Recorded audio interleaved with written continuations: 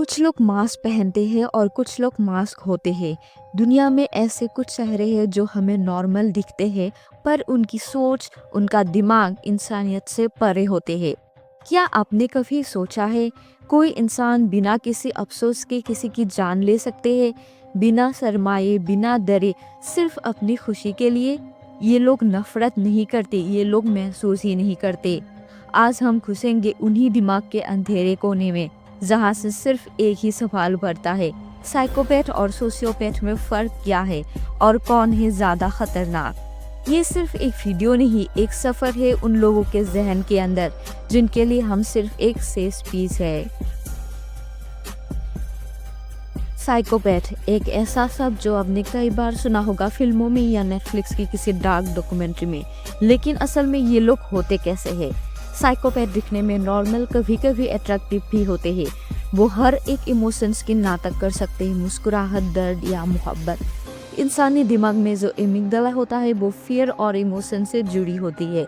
वो साइकोपैथ में कम एक्टिव होता है।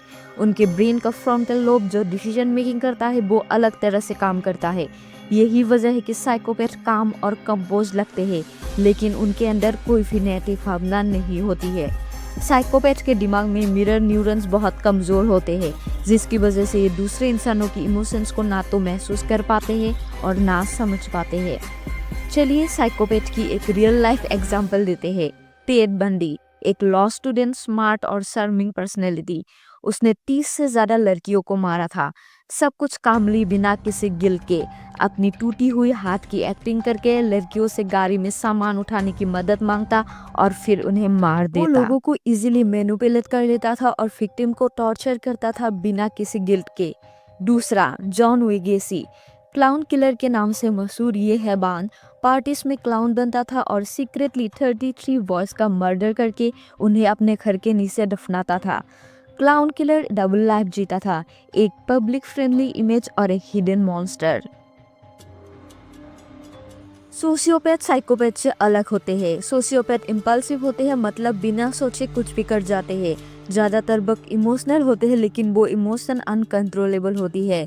सोशियोपैथ के दिमाग में उतनी एबनॉर्मेलिटी नहीं पाई जाती जितनी साइकोपैथ के दिमाग में होती है। ये एनवायरमेंटल ट्रॉमा से बिहेवियरल चेंज डेवलप करते हैं। ये अक्सर आउटब्रस्ट वाले होते हैं, इनका गुस्सा उन्हें एक्सपोज कर देता है। इंडिया की एक साइकोपैथ सुरेंद्र कौर, जो 2005 से 2006 के बीच एक्टिव था। वो गरीब था, अनपढ़ था, लेकिन उसके अंदर एक इंसान नहीं, एक वहशी जानवर छुपा था।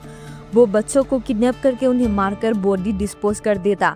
पूरे केस में उसने बोला, मुझे याद नहीं किया, क्या गुस्सा आया था।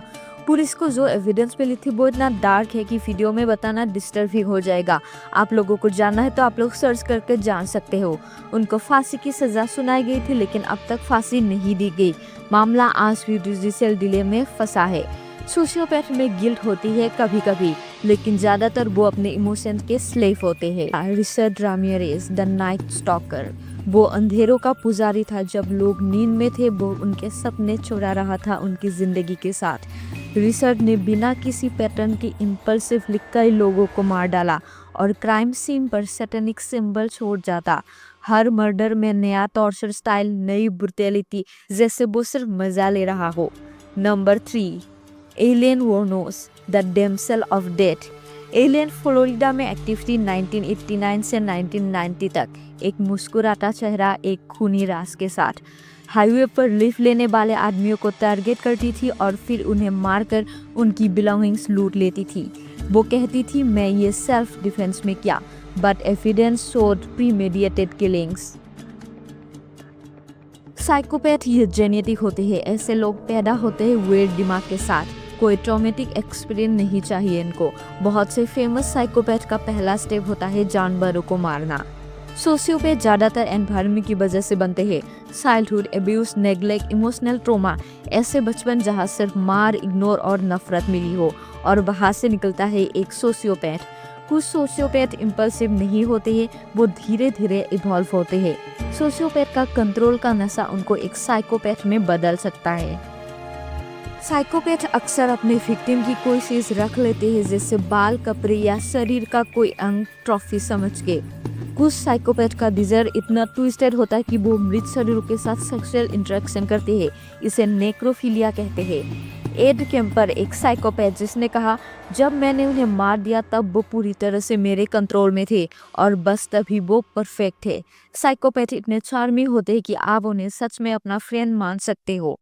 सोशियोपैथ इम्पल्सिव होते हैं लेकिन कुछ इतने डार्क हो जाते हैं कि हर मर्डर एक रिचुअल बन जाते हैं। जैक द रिपर ने पीड़िता को एक ही तरह से मारा था। Identical cut, same timing and similar victim profile.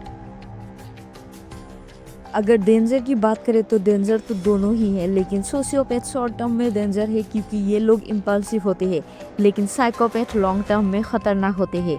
ये लोग कभी भी सोसाइटी के अंदर घुल मिल जाते हैं बिना किसी शक के, और फिर किसी दिन वो चल देता है एक नया क्राइम करना। उनकी मास्क ऑफ सैनिटी इतना परफेक्ट होता है कि कोई भी उन पर शक नहीं करता।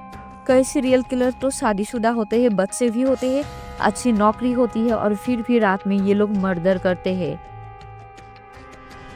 साइकोपैथ के साथ थेरेपी ऑलमोस्ट यूजलेस है क्योंकि उन्हें ज़रूरत ही महसूस नहीं होती। उनका दिमाग बायोलॉजिकली वेयर्ड होता है। सोशियोपैथ शायद सुधर सकते हैं अगर जल्दी डायग्नोज हो जाए, लेकिन वो रेयर है। ज़्यादातर ये लोग जेल या मेंटल एसाइलम में ही पहुंचते हैं। अक्सर दोनों को करेक्शनल फैसिलिटीज़ या साइकियाट्रिक इवैल्यूएशन की ज़रूरत होती है। क्या आपके पास कोई ऐसा इंसान है जो हर वक्त दूसरों को कंट्रोल करता है, जिसमें कभी भी गिल्ट नहीं दिखाई देती, या फिर कोई ऐसा जिसका गुस्सा कभी भी कंट्रोल में नहीं रहता? तो शायद आपने किसी मॉन्स्टर को देख लिया है। वीडियो कैसे लगी कमेंट करके बताएं, और पसंद आए है तो लाइक शेयर जरूर करें। ऐसे ही खौफनाक लेकिन सच से फैक्ट्स के लिए जुड़े रहिए मेरे साथ।